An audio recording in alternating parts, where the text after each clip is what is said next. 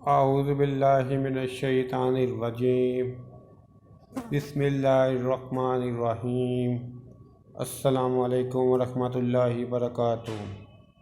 قد افلح من اسلم ورزق کفافا وقنعہ اللہ بما آتاہ۔ حضرت عبداللہ بن عمر رضی اللہ عنہ سے مروی ہے کہ نبی اکرم صلی اللہ علیہ وآلہ وسلم نے فرمایا، بلا شک وہ کامیاب ہو گئے جو اسلام لایا، اس میں حسب ضرورت رزق عطا ہوا، اور اللہ تعالیٰ نے اسے جو کچھ دیا اس سے اس پر قناعت بھی عطا فرمائی۔